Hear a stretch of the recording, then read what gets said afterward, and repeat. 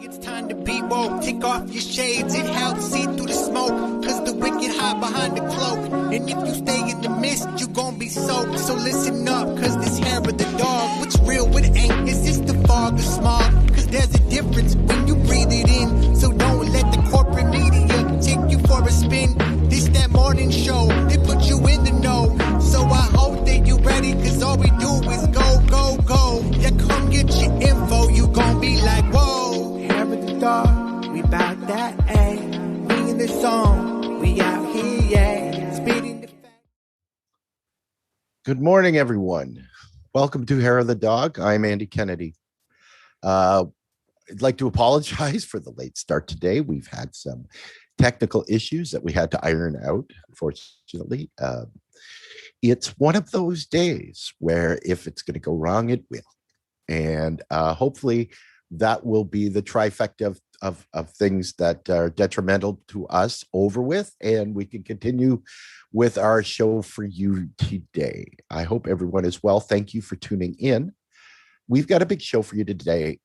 We have a couple of different things we're going to talk about. Of course, we're going to continue with the third of three parts on our talk about leadership, specifically servant leadership in the progressive movement, and wrap that up today. And we also have, we're going to talk about something that happened over the last 24 to 48 hours.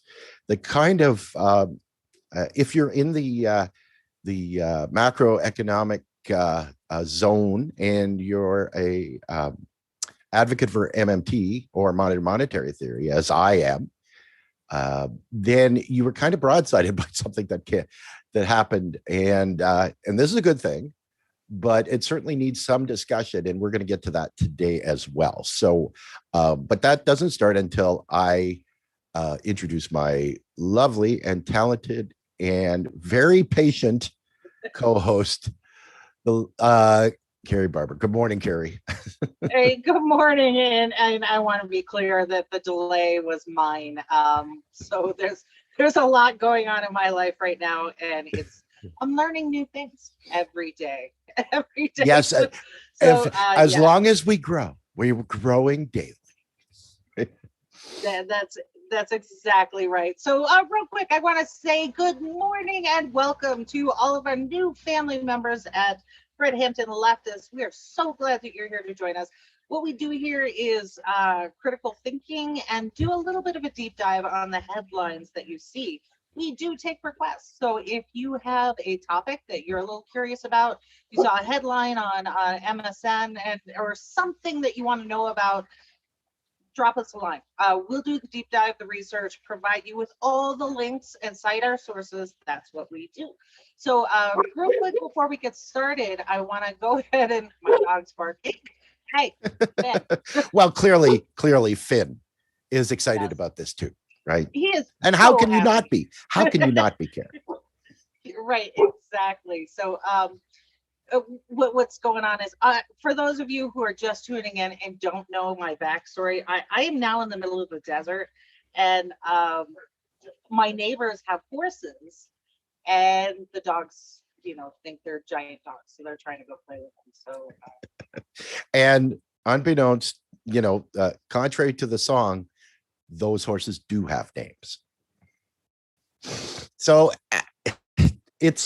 I would say that the first story that we're going to get into today, and this is part of a broader picture that we've talked about, and in terms of an event that the other platform that I volunteer at with Real Progressives, when we had a book club, the start of the book club was last night, and the book that we are reviewing is The Case for a Job Guarantee by one of my most favorite people in the world, Professor Pavlina Chernova, and guests that we had to answer questions after the reading that we did were Professor William Black of the University of Minnesota and Professor Fadl Kaboub, our good friend from Denison University. And the reason I bring this up is that one of Professor Kaboob's favorite expressions is, they ignore you, they laugh at you, they fight you, and then you win, right? And it was his critique that we are currently in between the they fight you and you win part of that statement. And if you're an advocate for MMT and understand about how governments and federal governments of a sovereign nation finance themselves, that's a very good sign. And it's a long time coming for this group. And it's actually it means that the austerity model that has gripped the United States since FDR is no longer the norm and is starting to be debunked on a broad scale, right? And so it's very good thing. And the event that happened that started this all off, Carrie, shall I bring up the first graphic?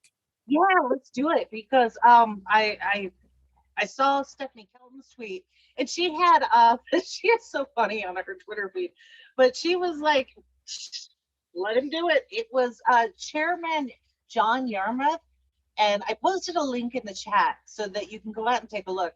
This was from the House Budget Committee, and this was on C-SPAN.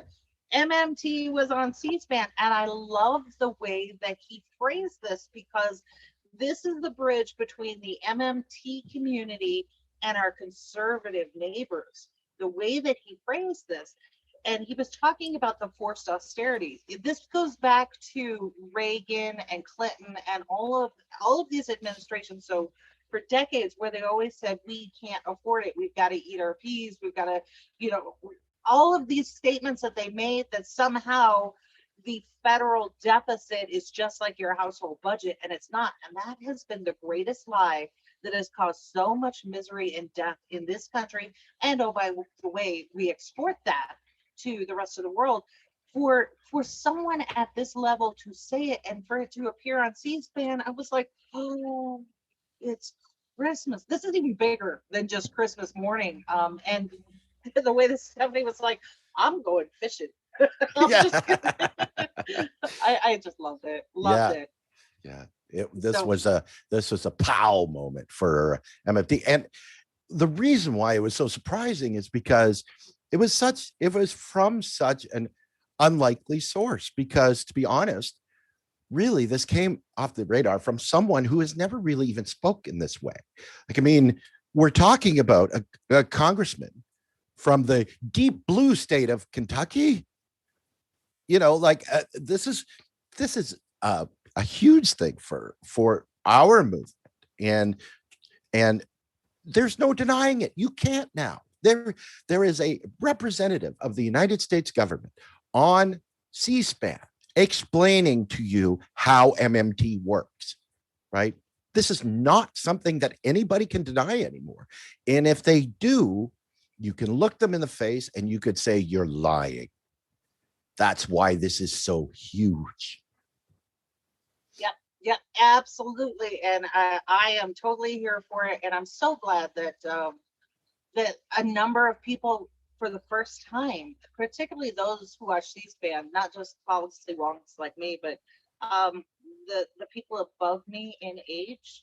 I don't want to call them old, because I think I'm kind of old at this point, but they're starting to see it now. And these are the people who were young and had families under Reagan, and they totally bought into, well, of course, if you have somebody in a position of authority and leadership, it instills some trust. So they're not going to lie to you. Why would they lie to you? Why would they get up on TV and lie to you and then have everyone from Tom Brokaw all the way down the line reiterate that point? Of course, you're going to believe it. You're going to see it in TV and newspapers, and your neighbors are going to talk about it. Of course, the world is flat, and, yes. And that's what you go with. And that's a huge point, Carrie, because when you think in terms of what the government is saying to you, it is so much more, it is so much easier and more content in your own mind for you to think or believe that the government has your back, that they're in your corner, and that they're telling you the truth and they're looking out for you, just for your own mental well-being, that people default to those ways of thinking because it just makes them feel better, right? And this is the Matrix moment, right? This is the Neo waking up and throwing up and moment that a lot of Americans need to understand how we move forward, right? That all of the progressive policies that we advocate for, that Americans need to survive, that are now that narrative of the austerity model where they say, how are we going to pay for it? We don't have the money. America's broke, right? And this isn't just a Republican thing, right? This is both sides of the political bird, the left wing and the right wing of the same bird that have been narrating this austerity model since forever, since most people that are listening to us have been alive, right? This is a huge deal. Obama, right? It's the credit card, a credit card from China that our children and grandchildren are going to have to pay back. That's all a lie, and it's now being shown to us in real time. This is huge. Oh, absolutely, absolutely, and I love it. And then, of course, if you're just tuning in and you're not familiar with how our show works, we're live and interactive, so we definitely want you to join this conversation. And I just want to call out David Jones. You are off the chart this morning. You are on fire. He's weighing in, and he says, first, I hope you got your coffee. Second, austerity is violence. Absolutely. It is absolutely violence. And he said, when you have your own sovereign currency, you can deficit spend however you like, limited only by, Andy? Race horses.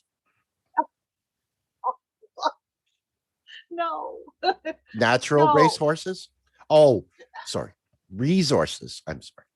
Resources, right? If you have the resources available, yes. Right. Absolutely. That's what why certain places will have what we call hyperinflation, right? If you're going to give, in layman's terms, if you're going to give people in your society more money to spend, you better make sure that the goods and services in that society there are enough of them to absorb that extra spending, right? Exactly. That's what that means. Yep. So shout out to everybody on the budget committee. Thank you. Praise God, or spaghetti monster, or whoever it is, or whatever. Just today is a day of celebration. And real quick, reality winner is out of jail. She's a whistleblower who love her, hate her, whatever. This is another one of those people that we went after. So she is now out of jail, and so thankful and grateful for that. Today is a good day for all the things that we have to worry and still push for. But let's just take a moment and kudos to the things and people who are doing right. We've got to celebrate those victories. So I just want to mention that too. So, all right. So if you are just tuning in and you've missed parts 1 and part 2, we put that on our website where you can go back and look at it. And I just want to reiterate that this entire concept of servant leadership, in my opinion, is what is sorely missing and most vital for the progress of the progressive movement. We don't teach these skills, and these are absolutely learned skills. So there are some links on that page where you can go and do a deep dive. And if there's enough interest, we're happy to take this offline, like the book club, and do a deep dive on an 8 or 12-week course with homework and workbooks and all of this sort of thing for anyone who's interested in it, because it's not just for organizational leadership, not just for corporations. This is an individual thing too. And I was talking to Lisa the other day, and we were discussing servant leadership, and she said you get it in the military too, and you may not recognize it while you're serving as servant leadership, but they teach those same principles because it works. It works. And particularly in a military setting where you are literally risking someone's life and everyone must rely on the person next to them, servant leadership is absolutely vital. So you do have a little bit of that authoritarian command because you've got to have a hierarchy in situations of life or death. But when it comes to a platoon and your specific group, this is where servant leadership is just phenomenal. And it translates through everything that you do, from whether you're a parent, a volunteer, you're someone who's organizing in a grassroots level, to working in a corporation, becoming a manager, CEO, whatever else. So it's a phenomenal way of doing things and a method that we forgot. And it's one of those where, you know, I used to laugh when I would do marketing consulting and I would be brought in and the CEO would be like, well, I read a book once on marketing, so I'm going to tell you how to do your job.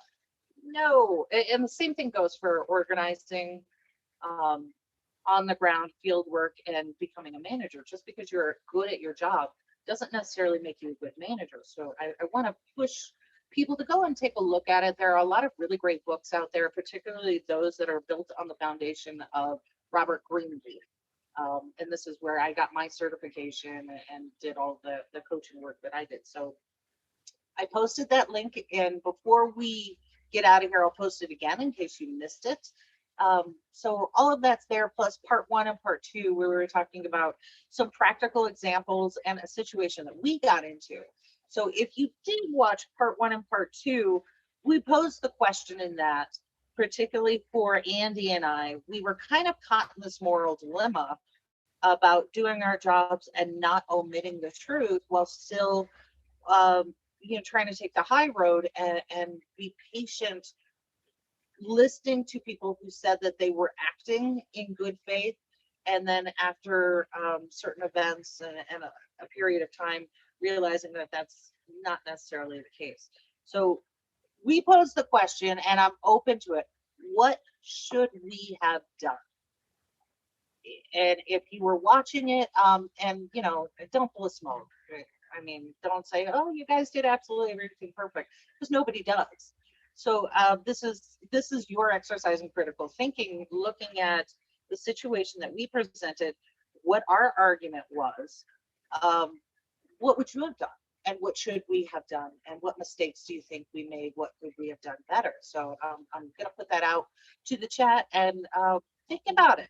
Think about it. We're obviously open to it. So Paul, good morning. Paul says, in the words of Martin Luther King Jr., we need leaders not in love with money, but in love with justice. Not in love with publicity, but in love with humanity. I love that, Paul. Thank you so much. And then Blackjack says, the economy is stock flow consistent with a better understanding of finance and accounting. This heterodoxy would be orthodoxy. The oligarchy that owns the US will fight to prevent this outcome. You know what, Jack, they were never going to hand it to us, ever. So part of the fight means educating others so that I can take my red MAGA neighbor and my blue MAGA neighbor, and I can explain it to them one-on-one, because I am more likely to change their view just by having a conversation as part of the community and get them to plant that seed, reiterate that seed, be friendly, be nice. And this is how we're going to change it, as well as direct action. So thank you for that comment. And that, Lisa is correcting me. She says, I don't know if this was the military. Everything would have been documented, referred back to as things transpired. Yeah, okay, so that's the other part of the big piece of servant leadership is transparency, honesty, moral compass, and having everything documented. And yeah, it's actually based on the same thing. So thank you for that, Lisa. So, okay. So, Andy, you want to do a high road overview of what happened this week? Well, sure. And this is basically a response to what happened after our show on Wednesday. And if you don't know, I'm not going to give an overview, but this is Wednesday morning at 10. Our middle show of the week. If you want to know, please go to our Facebook, Twitter, wherever, and rewatch it. It does a better explanation than I could give it right now. But regardless of that, Carrie and I, there are two reasons that we ended up doing that show. And the first reason was that we wanted to explain our complicity with what had transpired, because as Carrie said, that we felt that there was a moral dilemma and that we needed to explain ourselves in order to, and as I have said over and over again, and we've talked about that, is that we insist on taking the high road at all times, right? The other part of that was that we wanted to use this as, in a more broader sense, of the shows that we did this week, right, about leadership and about servant leadership, and use it as a teaching tool, right, in a place that we can say, look, what could we have done different in this situation? And can we all come to an agreement and move forward from that in a place that, tells people, okay, this maybe was done incorrectly, without, throwing the rocks of accusations and stuff like that, but at least coming to a moral understanding of what we're talking about ultimately. And we received word that KRTD Media had issued a release that, among other things, claimed that we were lying, and to them and to their audience, that we were sharing confidential information that they had not agreed to allow us to share. Now, we would push back on that because, in their own words and descriptions, that this information was quote unquote all over social media. But I gave you the two reasons why we decided to move forward with this. And unfortunately, the guys at KRTD did not agree. So they decided to sever all ties with us. That was their decision. It happened. Personally, I'm not going to harbor any ill feelings about it. I wish them the best in all their future endeavors, and we move on. And that's how I feel about it. Carrie? Oh, sure, absolutely. And I think, as a journalist, it's one of those things where you never want to be part of the story. You never want to be the focus of the story. Absolutely. It's your job to tell it. And then particularly in an advocacy space, when we had Joe Sheree, and we were helping her tell her story, and I was doing some investigative work to either corroborate or refute the things that she was saying. And that's our role. Our role is to do a deep dive and help somebody explain it, or maybe correct something they say, so that we are getting the unbiased, unfiltered truth out there. So in that situation, I was like, damn it, I don't want to be in the middle of this. And yet there was this situation that is I think arguably had some questionable moral implications in it. So I thought that it was good in a practical example. So like I brought up, and I misspoke during one of those episodes, I think it was part one, when I talked about Southwest Airlines, and I named a musician as the CEO, and I forget, Fred Alford or something. Yes, he didn't even know he got promoted. Right. So but those were examples, from my youth that don't exactly apply to what we're talking about today. So this is why we wanted to bring it in terms of actual events that are happening right now, and then also clear the air on where, for weeks I have felt horrible about about this because I in journalism they call it catch and kill. When your editor uh, will not let you publish a story, I did it to myself uh, because we were asked to wait, and I couldn't stand it. And so this is why we did the story. And we will take the consequences as it is, and we'll just move forward. But it's you cannot have a foundation on morality and integrity as we try to do here while having that in your background. So it just get it off your shoulders. Let's talk about it, get out there, and then we can move forward. So that was the purpose of it. So today we want to talk about accountability because I think everyone has the experience where somebody will, they've been caught in a situation where they made a mistake, judgment error or something like that. It's not on the level of homicide. It's just you did something pretty shitty, and we all do that. We all do that. So how do you get yourself out of it? And whether you're an individual or an organization, there is a very simple formula that leads to accountability. So when we talk about accountability, that's taking ownership of not just a mistake, but your objectives, your goals, your things, all the things that are deliverable under your purview. As a manager, if you have employees that have deadlines, due dates, or whatever, all of that you own, not necessarily employees, because as we talked about in part one of servant leadership, your job as a leader is to remove barriers for the people that report up to you, and that you protect them. So what does that accountability look like? And the formula itself is pretty simple. And I'm going to tell you, having worked with some really high profile public relations organizations who have defended either celebrities or corporations or whatever in a situation that just is a little unsavory, how do you write the statements? How do you get them out of it and get them back into good graces with the public or in their organization? Formula is very simple. Here's what it is in a nutshell, boiled down, high level. I screwed up.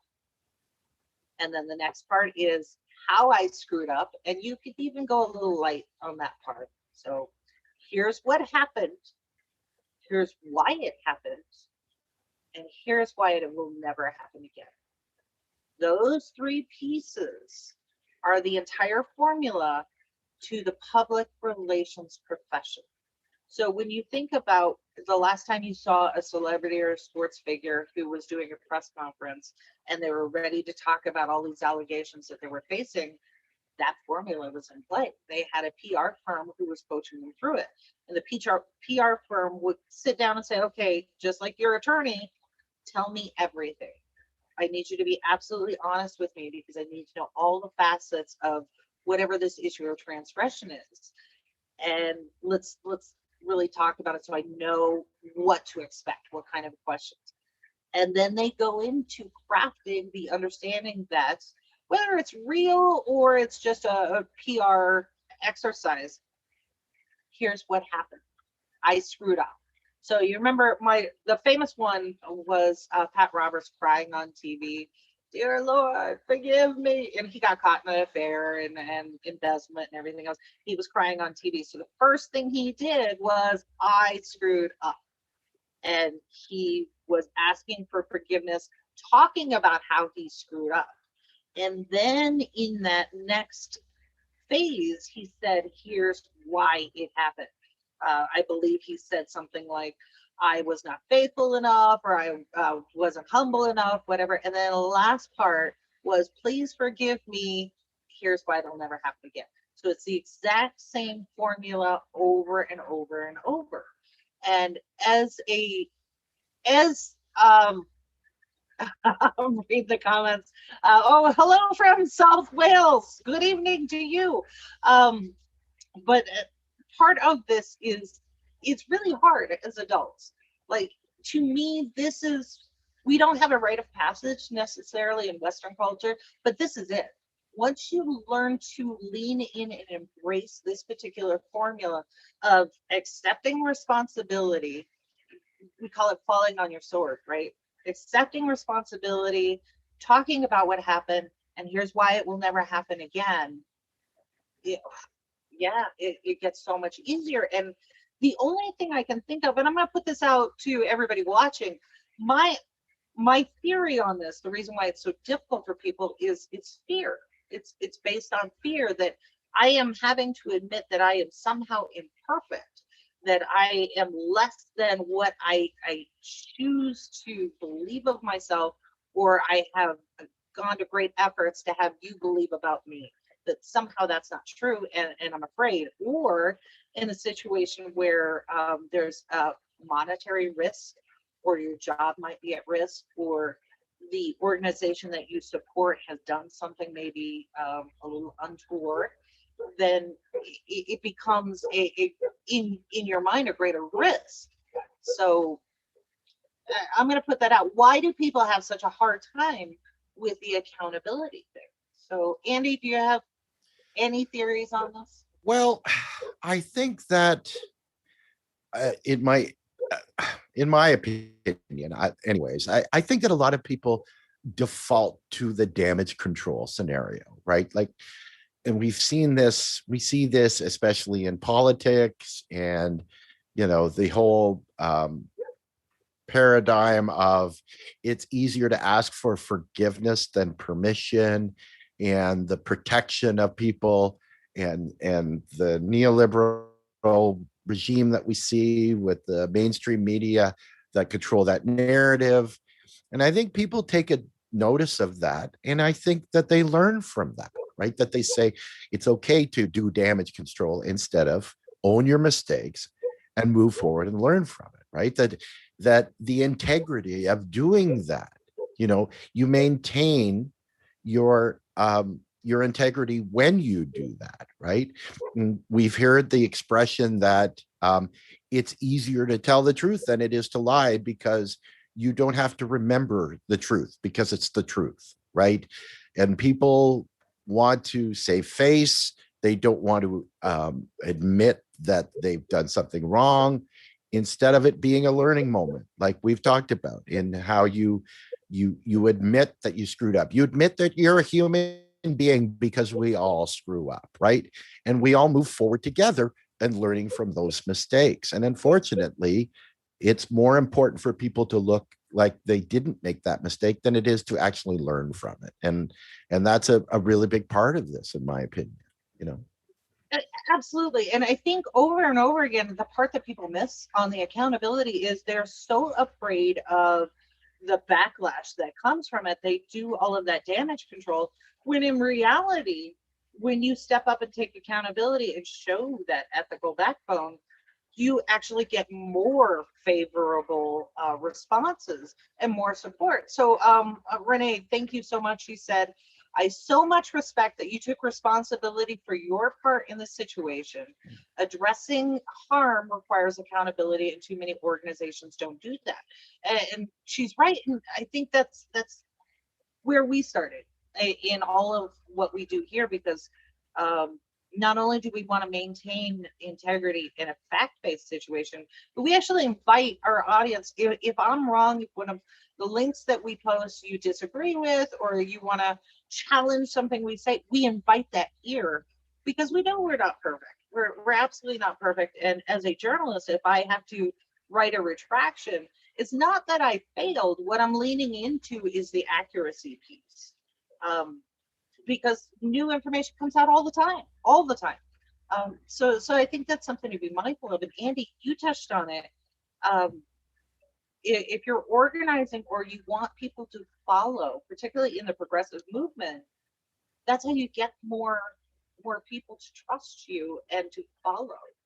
Well, and that's how you build bridges too, right? Like, I mean, and this is a narrative that comes out of pretty much anybody that has a platform of this nature, right? That it's the division, that it's the one side against another that is the most harmful thing in our societies now, right? The tribalism. And I know that that's an overused word and people get sick of it, but it's absolutely true that I'm on one side. I only listen to narratives that are friendly to that side, and anything anybody on the other side says is incorrect or wrong. Well, there is a bridge that needs to happen, a huge bridge between those two sides before any of our countries or societies move on as groups in a more just society and a more fair society.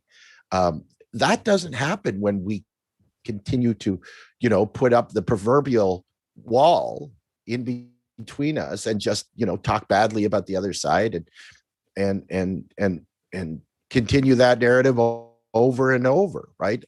One of the examples that I wanted to use in terms of leadership and how we do the right thing and we understand and we take responsibility for our actions is most people in what in a parent child relationship, right? If you're a parent with your partner or a single parent with children, right? How do you represent your family and in terms of what you're responsible for? Well, I would say that the majority of parents would say that, well, of course, I'm responsible for my children and their actions, right? We all know that if you've been a parent that has had a child that goes up through the teenage years, clearly, there's always, that can be one of the hardest relationships that you'll have as your child goes through the teen period, right? As they start to, put their own moral compass together, right? And that can be very painful. But I don't think a parent ever stops being responsible for their family, for their kids, right? And if you look at as an example, that needs to be the example for how we determine how all of our relationships work, right? The boss employee narrative, the even within your friendships, right? That you take responsibility for your actions, and that's counter to the quote unquote looking out for number one narrative that we hear in mainstream media and everything that we listen to, that it's okay to be greedy, that it's okay to care about just your situation, right? On a greater good, we can't move forward as a society without these relationships in place and people taking responsibility for their own stuff. Oh, absolutely. I love that you brought up the parent-child relationship. And then I want to get to some of the comments because there are a lot of economic comments coming through, and I love it. Absolutely. But the parent-child thing, we taught my son Sun Tzu, The Art of War, and there was a particular passage in it because it really touches on leadership quite a bit, obviously under the war frame, but there was a phrase, a coward dies 1,000 deaths, a hero but once. And what that means is if you are flailing about in that damage control, you are constantly looking over your shoulder. It prompts you to do some really kind of sleazy things like, scour the private social media channels of your people and make sure that you are controlling the message and doing things that are probably not okay. Probably, if you sat back and really thought about it, you would go, yeah, that was kind of shitty of me. And that is the 1,000 deaths that you are dying because you cannot or will not lean into the leadership role of accountability. And so we taught him several times, and we taught him this. You got to follow the sword. If you screwed up, especially going into a parent-teacher meeting, we tried to put the fear of God into him. I'm like, if you don't tell me everything, if I get a surprise when I walk in there, it's going to be me and you having a conversation. So this was having him go through, what exactly did I do? Where was I wrong? What could I have done better? And then going into here's where it's never going to happen again. So yeah, as parents, we teach it, not really notice it, but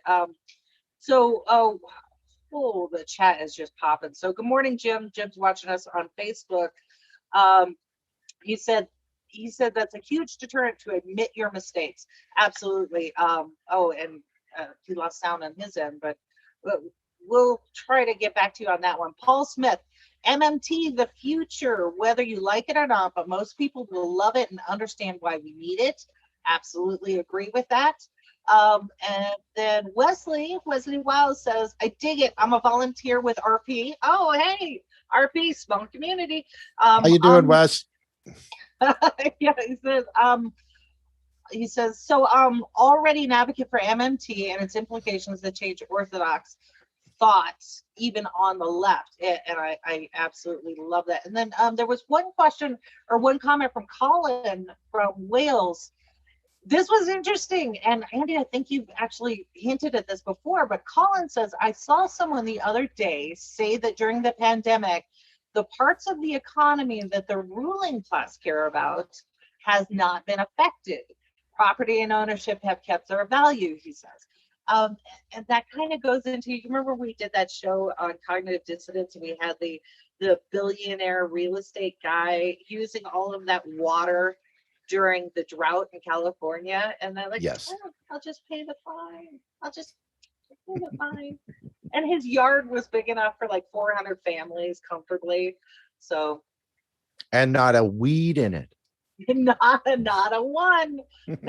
So yeah, all of these things go into it.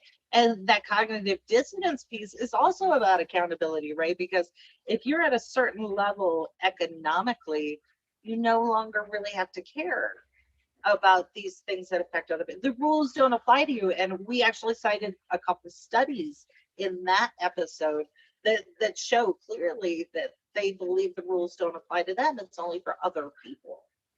Right. So right. Yeah. And I think that's a lot. And I've seen this on a number of occasions. I've actually commented a number of times that you have people in our space, right, in the activism space, or that have dedicated a life to serving or volunteering or what have you. And that life has eventually turned into something that has, quote unquote, paid off for them, right? That has put them into a level above where they were before, into a place where they no longer have the financial constraints and they're now above where they used to be in terms of, financially and class and whatever, right?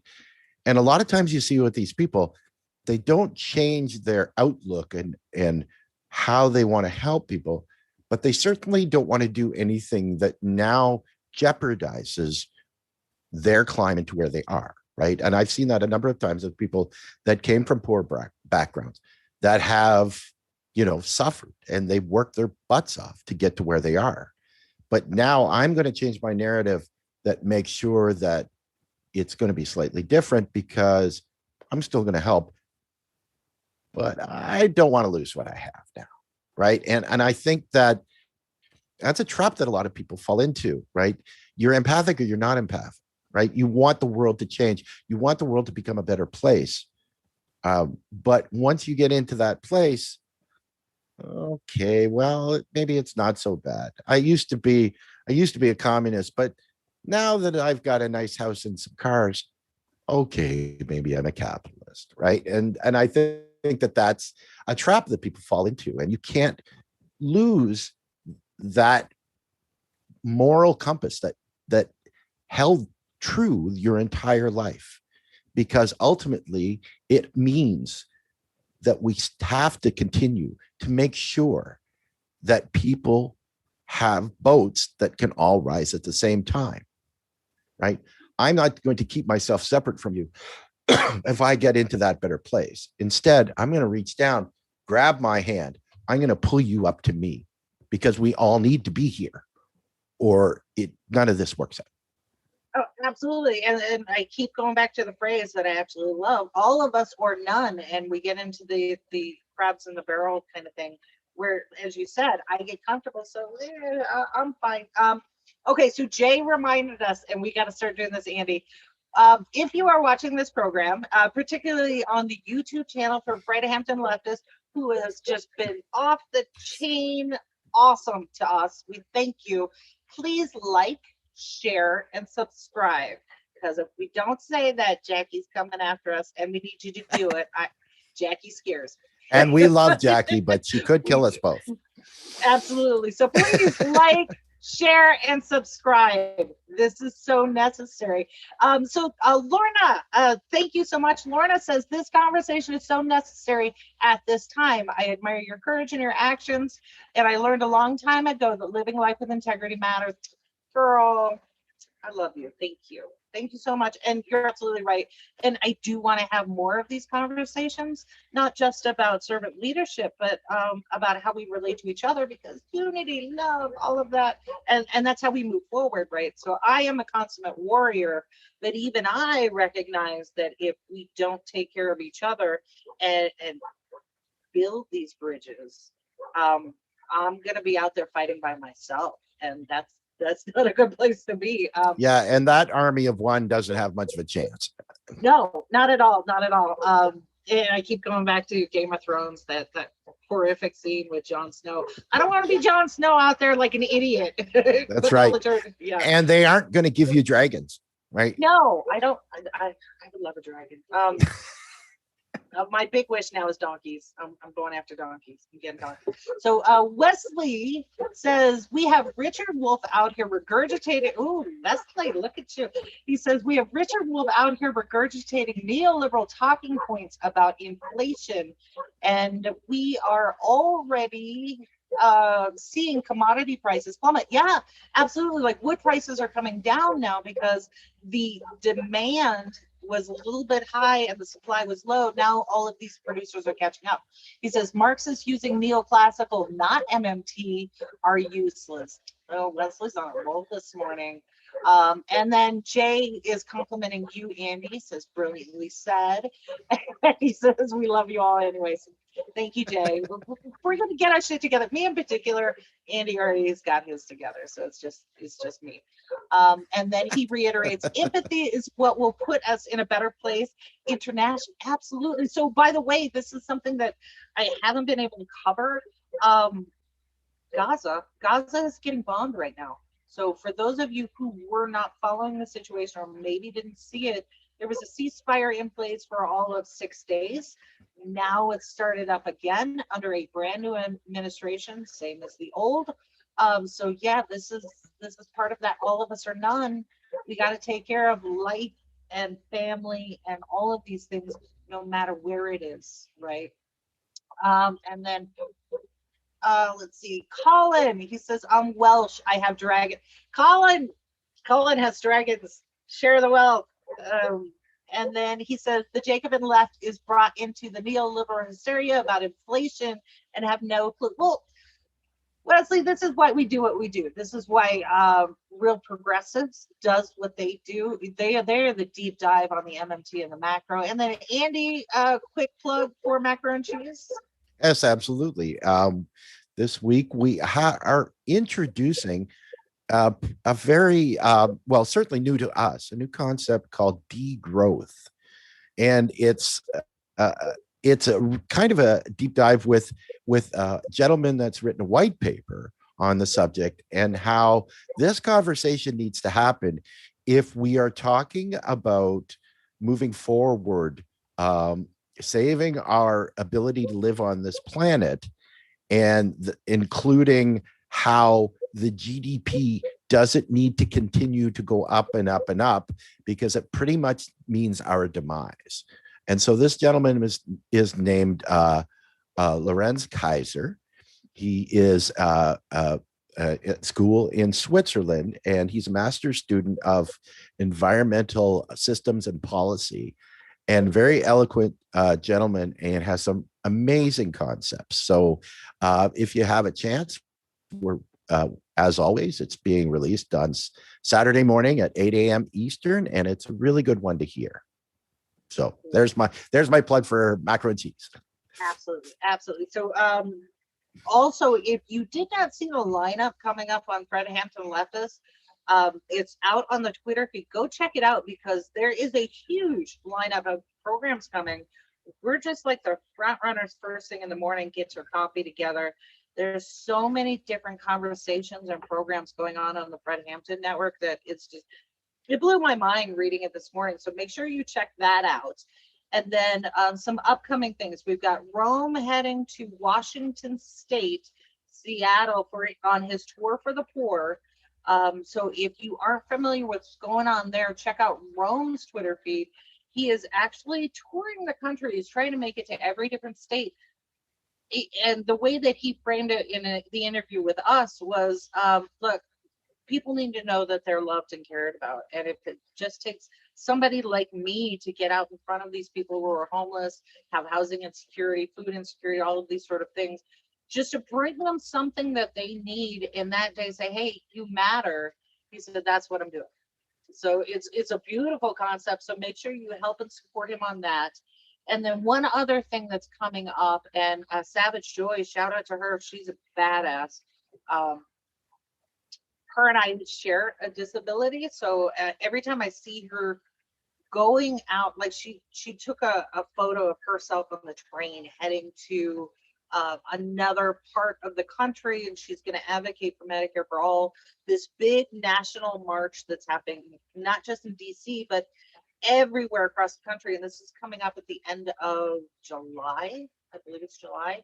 So I'll try to get the links together so you can see there's cities all over the country where this is happening in collaboration with the big one happening in DC. And I will personally be in Albuquerque covering the one that's happening here and doing live interviews, streams, all of that sort of thing, making sure that I bring that to you.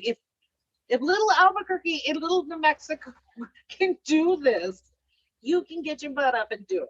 You can go and find your city. It's happening in all major cities, and then they also give you the tools to bring it to your city. If there isn't one close to you or your city's not doing it, they give you the organizing tools to do this. So it's a phenomenal event, and this is how we make change happen.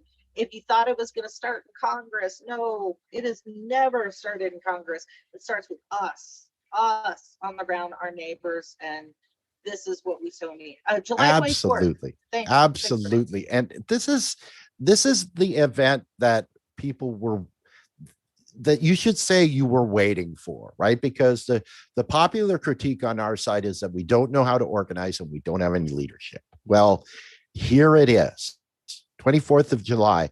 It's going to be massive. There's cities being added every day. I think the last total I heard was something in the neighborhood of 15 to 20 major U.S. cities are having these marches. If this is something you believe in and you want to have your voice heard, make plans to get out to this, because this is the event that we always critique that we don't have, and it's here, right? This is a very big one. This includes real progressives as well, and Real Progress in Action, and includes us here at Hair at the Dog, and Joy, and the Yellow Vests of the Eric Kestner, friend of ours as well. All of these groups are involved, and this is going to be a major event, and you can say you were part of it, and adding your voice to the chorus that says, we're done with this, we need this.